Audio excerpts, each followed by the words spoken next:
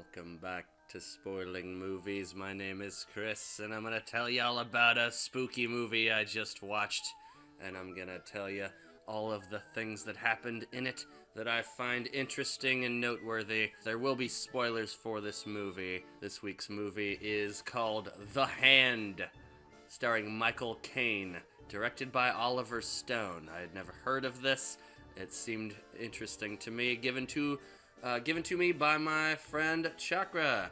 Chakra Plays. Check him out. Check out the channel. Link in description. Before I get into spoilers and talk about the movie, I will give you my pre-spoiler opinion. I think it was pretty fun. It's well acted. It's well made. I mean, it's Michael Caine and, Oliver Stone, so you could expect some good things. But it's also kind of a bland movie as far as, scary, spooky Halloween-type things go. It seems like it might be a classic, thinking about a hand, doing crazy stuff and killing people and whatnot. Back in the day, it probably would have been an interesting concept that has sort of been done and done and done. It's well made. It's okay. It's good. It's creepy. I don't find it to be horrifying or really scary, but it's tense and it does what it's supposed to do. So this is a recommend, but it's sort of a mild recommend. You could basically take it or leave it, but it's got a lot of good qualities. So I think it's worth something. That's for sure. Now on with the spoilers. Movie starts on a house that is by a lake. It's almost like a cabin, like a vacation house kind of place, very near a lake. Michael Caine is a cartoonist. He's inking a comic strip type thing. Michael Caine's wife character wants to move to New York, to a new place in New York. Possibly without him, just with her and the daughter. So they're in the car, they're arguing about I don't want to move there, you want to move there, we don't need, that's you can't do that shit without me. They're yelling at each other in the car. There's a lady behind him in traffic, and she's trying to get around, she's being a dick. And there's a truck in front of them. They try to fucking swerve around the truck while the other car's incoming. There's a traffic issue. There's a swerve, and Michael Caine's hand is out the window, and his hand gets fucking knocked the fuck off. His hand gets knocked off. It goes flying. It hits like a pole or something. Wife and the police go try to find the hand out in the grass in a field, next to the road, whatever. They can't find it. Flash forward, he's got a nub. He's got a fucking nub. Since he's a cartoonist, he's wondering about, how his career is going to keep going. So he tries to, draw an ink left-handed, but he's not, he can't figure out how to do it. He's not good with his left hand. They have a cat, and the cat starts meowing strangely, and then it jumps up on his table and then jumps out of a window. The cat breaks a window and jumps out of the window while breaking it. First of all, I don't think a cat would be able to break a window jumping at it, but it happens. Michael Caine ends up going to the place where he lost his hand, where they were looking around. Hand isn't there to be found, but he finds the ring. He's got this ring with his initials on it. But the camera is following something through the grass. And it's following Michael Caine and shit. We start seeing these visions of the hand doing weird shit. Visions of the hand stealing the ring. And visions of the hand being there when the cat was jumping out the window and shit. The hand was there and it was crawling around doing weird shit. Michael Caine dude goes to get a metal robotic prosthetic thing for his nub. It's this mechanical hand thing where if he reaches out, it clenches things. So he's trying to get used to this weird metal prosthetic thing. Because he's not able to draw his story, has to outsource it to other artists, and he noticed that the other artists that tried to do it, they're changing his ideas, changing his story, and he doesn't like that shit. He's in the shower fucking bathing, and then he has a weird vision, maybe that's actually happening, but the shower handle turns into a little metal hand thing, and he's like, what the fuck is that? And then it goes back to normal, and he's like, was I just imagining this? What's going on? Michael Caine goes to meet with his like manager and the other artist that was trying to work on his story, and Michael Caine is his character's called Mandro. Why'd you make Mandro do those things? And he's like, well, I thought it needed an update. It needed you need to do these kinds of things. He's like, well, that's not what I told you to do. Then manager and the other artist person look at the thing, look at the comic panels or whatever, and there's like a bunch of scribbles all over the shit. Somebody destroyed the fucking comic shit that the other guy did, and they think it was him, so, they're not gonna work with him. A homeless dude that's like walking up to him, and he's kind of sounds drunk, and it's like, hey, what, you think you're better than me? You think, hey, what's up, you got a prosthetic hand? I don't have one of those. The homeless guy is also missing a hand. He's got a fucking nub. As Michael Caine walks away, the screen turns into, like, black and white. The hand's perspective again, and it chokes the homeless guy. Michael Caine comes home. He starts asking his daughter, the little girl, questions like, did you touch those cartoon panel things that I was working on? And she's like, no. He's like talking to the wife, like, were you messing around with my comic shit? What's going on here? And we see the hand. Still not sure whether or not, like, these are visions that we're supposed to believe, are dreams or nightmares or visions. But, like, the hand is in the house, and we see it kind of, like, hiding underneath, like, shelves and shit. The hand is cut off, like, right about there. But it's crawling around and shit. It's doing stuff. What? Is that a hand? Is that a hand? Oh my god, it's a hand! Michael Caine decides that his wife doesn't really want to live with him and be with him. So her and the daughter are doing their own thing. He decides to go to California and start a teaching job because he can't really keep doing the artistry without one of his hands. Michael Caine is trying to sleep in his new house, and he hears some water dripping. He goes into a bathroom, and the shower is on. He, like, turns the shower off.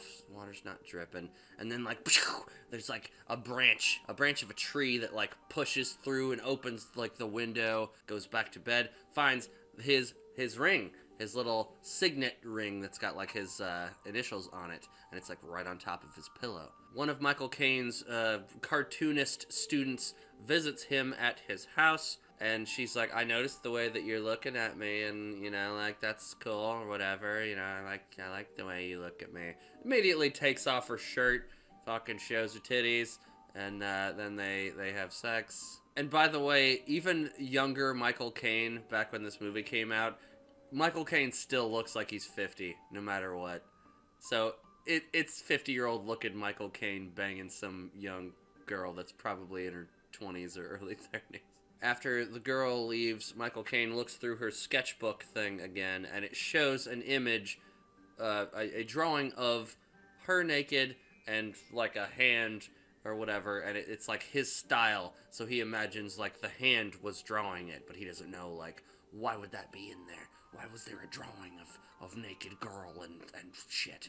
Michael Caine has this friend of his that he keeps going to the bars with and hanging out with, and it turns out the friend tells him that he's banging some girl, and she's named Stella, and they're gonna go to California and do this shit, and he's like, that's Stella, that's the girl that I was banging, that's going there. So that's you're, what the fuck? The girl that he was banging shows up back at his cabin house place and looks underneath the Christmas tree, and there is a box with, like, some lingerie in it that is for her, and opens it up, looks at the shit, and a fucking hand comes out of the box and grabs her and shit. Michael Caine's wife and his daughter show up at his California cabin house place. The wife finds the box that the lingerie was in, but this time the lingerie gift box has the wife's name on it. Michael Caine and the wife have another argument about, like, she wants to leave and not be with him, separate. She's gonna take the daughter, and they're gonna live together, and he's like, you're not taking my daughter. They have a big argument. Wife leaves, and Michael Caine has a vision of a car accident happening. The wife is dead. So little girl is like, there's somebody at the door. It's mommy. And he's like, no, it's not, Mommy. It's not. So they go to the door, and he's like, no, I saw the vision, but it is the mom. The mom is there. So what he was envisioning didn't actually happen. Michael Caine's bar friend finds out that he was fucking the student girl also, pulls him over in a car, and it's just like, I knew it was you and her and all this stuff. I'm gonna tell people. Goes back to the car. A hand shows up out of nowhere, strangles the bar friend guy. The wife is still trying to, take the daughter and live on their own, and fucking Michael Caine, he ain't having it. It's like, you're not gonna take my daughter. The hand strangles wife, like, while she's in bed. But Michael Caine, like, shows up, and the hand, it tries to escape, like, through the window. And the daughter is there, and it looks like Michael Caine did it, because she showed up at a weird time. But he didn't do it. Michael Caine goes to, like, a garage barn kind of thing. The hand is in there, and the hand attacks him. Michael Caine and the hand have some, like, hand-to-hand combat. Michael Caine is able to grab a knife and stab the hand through the top of the hand. The hand's crawling away, and it gets onto, like, one of the car's tires, and the tire deflates. The hand, like, crawls up his pant leg and, like, goes back up and gets him again. Michael Caine wakes up, and the cops are there, and they're asking questions. And the cops are like, there's a weird smell in here, and I think the smell's coming from the trunk of your car. You want to open that up and let us know what's going on? And he's like, well, there's nothing going on here, so of course I'll open it up. You don't go and find whatever you want to find. He opens up the trunk, and there's the student girl, and there's the bar friend guy, both dead, fucking cross-eyed, laying in the trunk. So he gets taken away into some, like, mental therapist, counselor, mental asylum thing. They're going through some shit, talking about, what's going on in his brain. Apparently, he was doing all of that to himself. It's almost like a Fight Club situation where he was basically just, like, choking himself, and he was imagining the hand doing things without him knowing, but it was actually him doing that shit. And as he's talking to this therapist, counselor person, the hand kills the therapist. And Michael Caine just starts laughing. Is he crazy? We don't know. Was the hand doing crazy shit on its own, or was it just him being crazy? We don't know. And that's basically the end of the movie. It's not fantastic. There's a lot of really good acting, which I would expect from Michael Caine, people around him. Good directing, really good-looking sets, good costume, department shit. It's tense, interesting, like, good creepy music. Everything, it has a really good tone. It's just not, overall, it's just not, I don't know, it's not that great, because it's a hand. There's a lot of weird ADR where you hear, like, people talking when you don't hear them talk. But that's from the time that they were, making this shit, they were working with what they had. There's a lot of fun little practical effects. Sometimes you can see a little bit behind the scenes that you shouldn't see, but it's a lot of, like, practical shit, no CGI or whatever. Some of it's okay, some of it's not. It's fun. It's a spooky season movie. You could totally watch this and, be spooked a little bit. So, anyway, thanks for watching, guys. I hope you, had fun. Leave me a comment and, let me know how you're feeling or thinking. And, happy spooky season. Happy Halloween. Happy flibbity-doo, you beautiful peoples.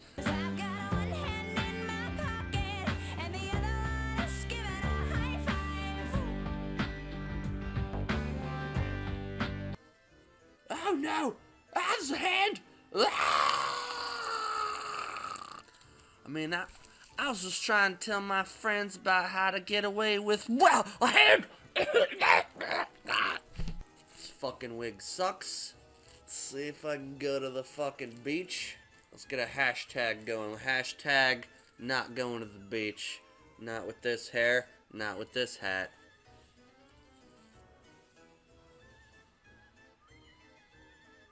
My name is Chris Spooktifer Wackenfer.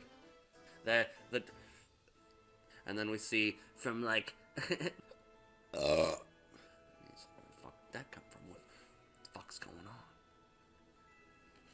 on? So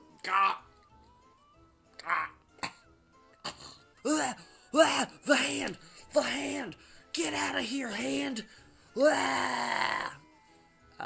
You know, mono, hands versus hands. I trying to make some jokes there. The hand, his hand, hand was attacking, and he was, you know, hand to hand combat.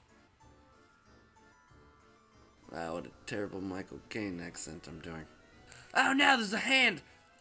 This. I don't know which version of that shit fucking works.